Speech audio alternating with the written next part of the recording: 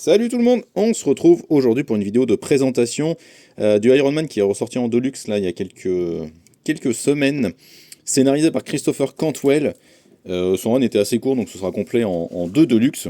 Et c'est un excellent run. Il avait déjà été publié dans Avengers Universe et dans Marvel Comics, si je me trompe pas.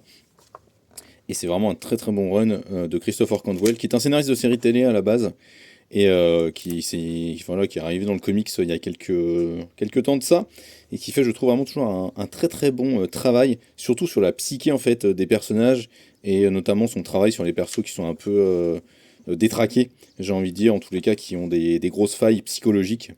Et Tony Stark tombe pleinement pour moi dans ce point de vue, dans ce truc-là. On est sur un Tony qui est en plein doute, qui sait plus trop où il en est dans sa vie. Il décide de partir de Los Angeles où il était avant et retourne à New York. Il va retrouver Patsy Walker.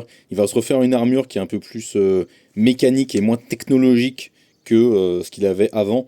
Finalement, il revient un peu à un truc analogique, voilà, old school, pour essayer de redonner du sens finalement à sa carrière de super-héros, parce qu'il n'a plus le goût à grand-chose finalement, un peu en dépression. Et donc Christopher Cantwell va notamment beaucoup l'associer à Patsy Walker, alias Hellcat, personnage vraiment de fin fond de catalogue Marvel.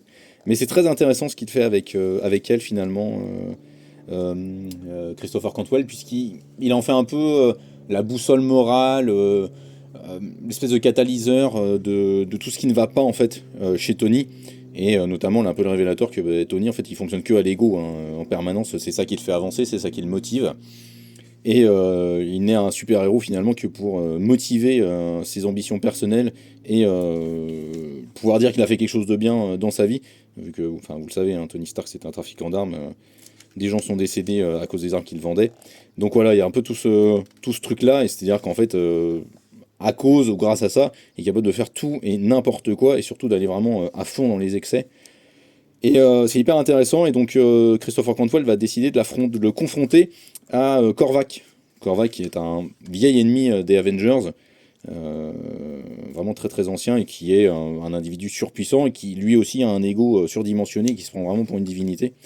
Et donc voilà, il y a plein de choses ultra intéressantes dans ce que fait Christopher Cantwell.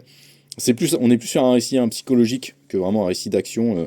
Vous n'allez pas voir Iron Man changer de tenue d'armure tout le temps, sans arrêt. Vous allez surtout voir Iron Man s'en prendre plein la figure, et puis Tony Stark finalement être face aux réalités de ce qu'il est réellement. Donc vraiment un individu assez peu recommandable au final, et qui cause des dégâts, des dommages collatéraux un peu dans tous les sens aux gens qui l'entourent.